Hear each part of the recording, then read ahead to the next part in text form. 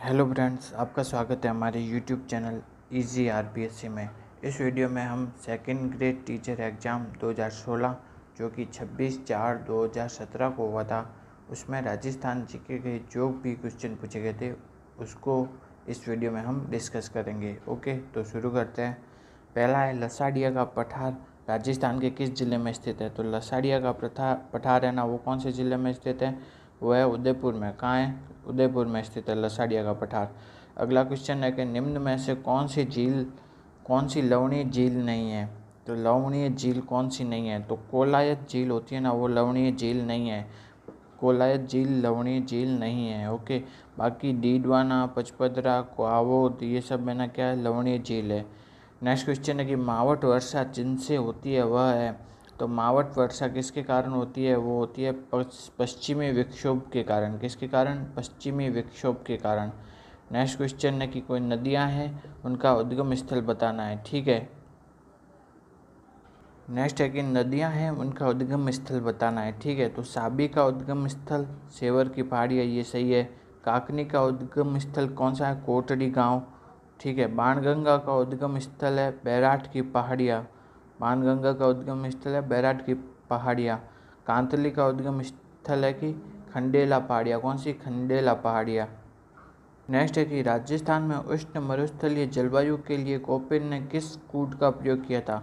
तो उष्ण मरुस्थलीय जलवायु के लिए कौन सा है? वह है BWHW।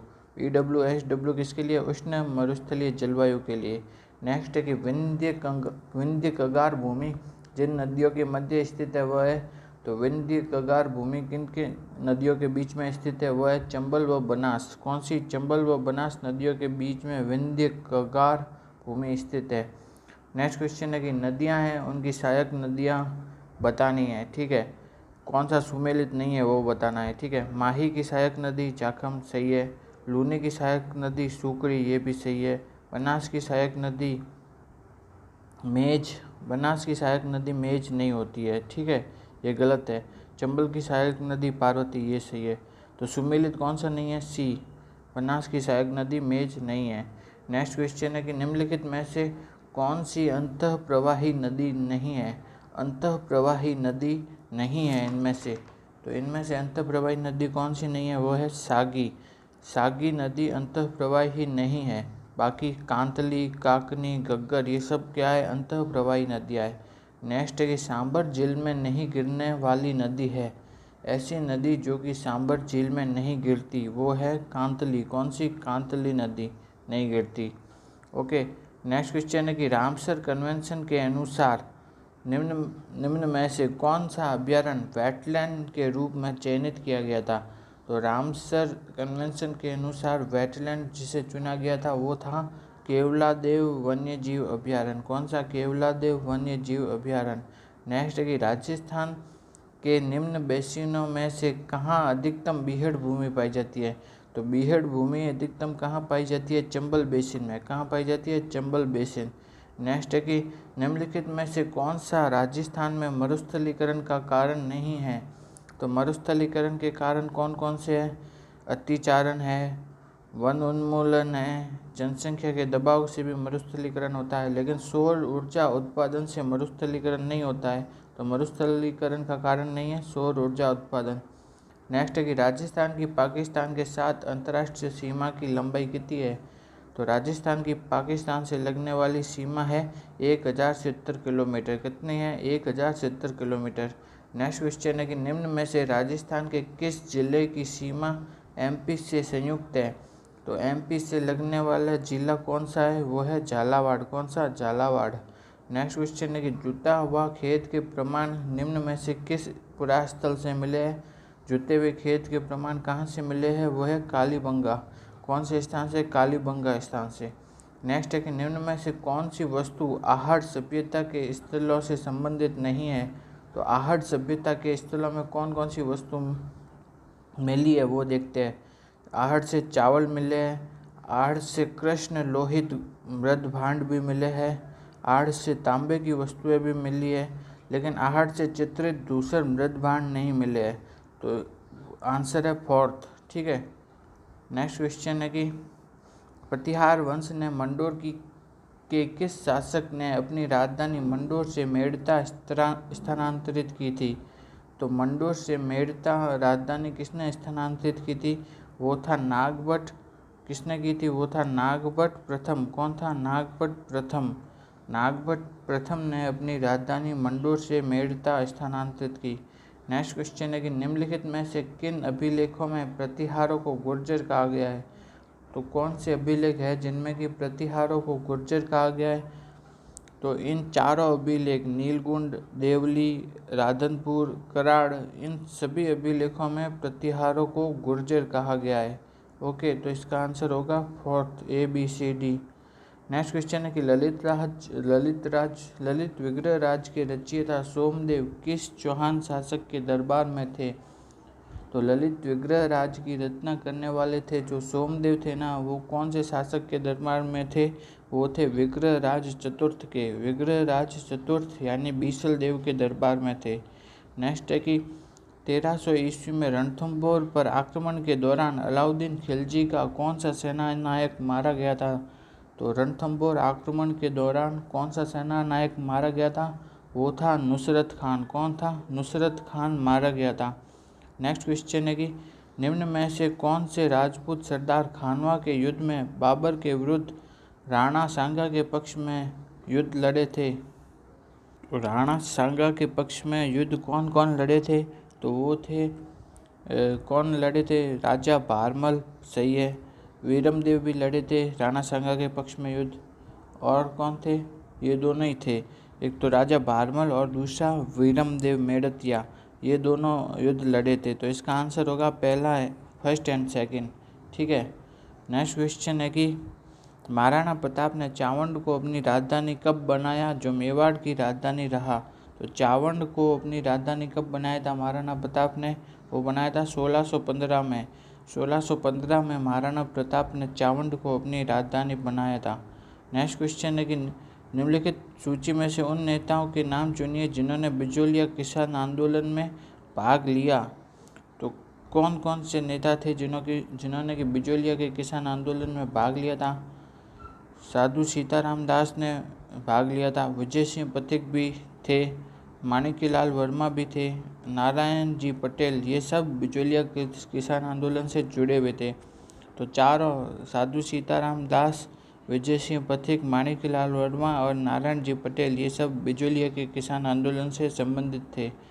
नेक्स्ट क्वेश्चन है कि डूंगरपुर राज्य प्रजामंडल की स्थापना कब हुई थी? तो डूंगरपुर राज्य प्रजामंडल की स्थापना हुई थी 1944 में। कब हुई थी? 1944।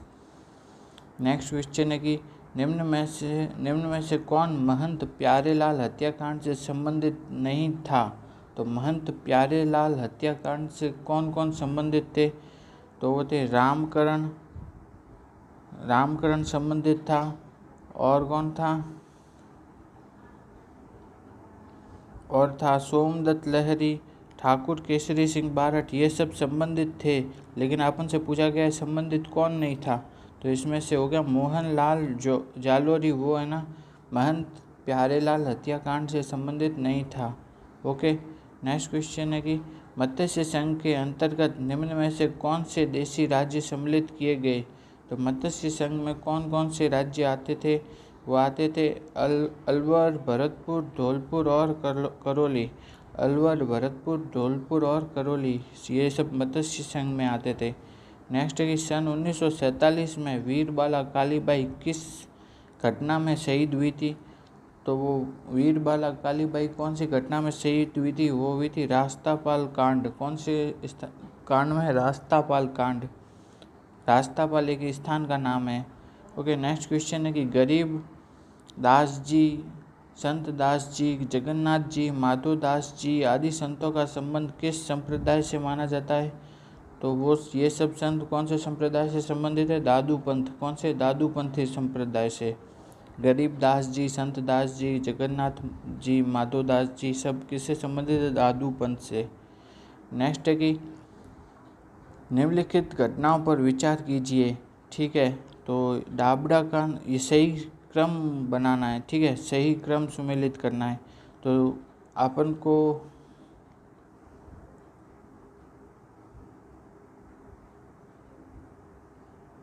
तो सबसे पहले कौन सा कांड हुआ था, वो हुआ था मानगढ़ पहाड़ी हत्याकांड। उसके बाद हुआ था नीमू चना हत्याकांड। उसके बाद हुआ था तीसरे नंबर पे चंडावल हत्याकांड, ये तीसरे नंबर पे था। चौथे नंबर पे था डाबड़ा कांड, ये चौथे नंबर पे था। सबसे पहले मानगढ़ पहाड़ी हत्याकांड, फिर हुआ था नीमू चना हत्याकांड, फिर चंडावल हत्याकांड और फिर हुआ था लास्ट में डाबड़ा कांड। तो मतलब क्या है, इस 4-4-2-3-1 4-2-3-1, तो इसमें से 4-2-3-1 कौन सा है, तीसरा ऑप्शन है, तीसरा ऑप्शन सही है इसमें। ओके, नेक्स्ट क्वेश्चन है कि शीला देवी मंदिर निम्नलिखित में से किस किले में स्थित है। तो शीला देवी का मंदिर वो कहाँ पे स्थित है, वो है शीला देवी का मंदिर है आमेर में। कहाँ है, आमेर में। नेक्स्ट क्वेश्चन है कि बसंती नामक किले का निर्माण किसने कराया था। तो बसंती किले का निर्माण कराया था राणा कुंभा ने। किसने, राणा कुंभा ने। नेक्स्ट क्वेश्चन है कि सीताराम बदन सिंह और नानक राम चित्रकला की किस शैली से संबंधित थे। तो सीताराम, बदन सिंह, नानक राम ये सब संबंधित थे किशनगढ़ शैली से। कौन सी शैली, किशनगढ़ शैली। नेक्स्ट क्वेश्चन है कि जिला जिसमें प्रसिद्ध भरतरी मेला आयोजित होता है। तो भरतरी मेला कहाँ पे लगता है, भरतरी मेला लगता है अलवर में। कहाँ लगता है, अलवर। ओके, नेक्स्ट क्वेश्चन है कि बोहरा संप्रदाय निम्नलिखित में से किस स्थान पर बोहरा समुदाय का उर्स लगता है। तो बोहरा समुदाय का उर्स कहाँ पे लगता है, गलियाकोट में बाबा फखरुद्दीन की दरगाह पर। कहाँ लगता है, गलियाकोट में बाबा फखरुद्दीन की दरगाह पर। नेक्स्ट क्वेश्चन है कि बाबू जी को किनका अवतार माना जाता है। तो बाबू जी को माना जाता है लक्ष्मण का अवतार। किनका, लक्ष्मण का अवतार। ओके, नेक्स्ट क्वेश्चन है कि निम्नलिखित ग्रंथों में से कौन से ग्रंथ कुंभा द्वारा लिखित है। तो कुंभा ने कौन कौन से ग्रंथ की रचना की थी। कुंभा ने की थी संगीत राज और संगीत मीमांसा। संगीत राज की रचना की थी, संगीत मीमांसा की रचना की थी। तो किसकी, ए और बी, संगीत राज और संगीत मीमांसा इसकी रचना की थी। नेक्स्ट क्वेश्चन है कि इनमें से ये पुस्तकें हैं, उनके लेखक हैं, तो ये कौन सा सुमेलित नहीं है वो बताना है। ठीक है, पुस्तकें हैं, उनके लेखक हैं, इनमें से कौन सा सही सुमेलित नहीं है वो बताना है। ठीक है, तो सबसे पहले हाला जालारी कुंडलियाँ किसने लिखी थी, ईश्वरदास बारट ने, ये सही है। गुण भाषा किसने लिखी थी, हेम कवि ने, ये भी सही है। राव जेतसिरो छंद ये किसने लिखा था, राव जेतसिरो छंद लिखा था बिठू सुजा ने, ये भी सही है। महादेव पार्वती रिवेली ये शिवदास गार्डन ने नहीं लिखी थी। तो इसका सही आंसर होगा 3। सही सम्मिलित कौन सा नहीं है, 3rd। ओके, नेक्स्ट क्वेश्चन है कि मादलिया पहना जाता है। तो मादलिया कहाँ पे पहना जाता है, मादलिया पहना जाता है गले में। कहाँ पहना जाता है, गले में। नेक्स्ट क्वेश्चन है कि कजरी तीज जिसे सातुड़ी तीज भी कहते हैं वो किस, कजरी तीज या जिसे सातुड़ी तीज भी कहा जाता है वो किस माह में मनाई जाती है। तो कजरी तीज कब मनाई जाती है, वो मनाई जाती है भाद्रपद में। कब, भाद्रपद में मनाई जाती है। ओके, नेक्स्ट क्वेश्चन है कि अगर आपको हमारा ये वीडियो अच्छा लगा तो वीडियो को लाइक कीजिए, कमेंट कीजिए, शेयर कीजिए और हमारे यूट्यूब चैनल को सब्सक्राइब कीजिए। Thank you.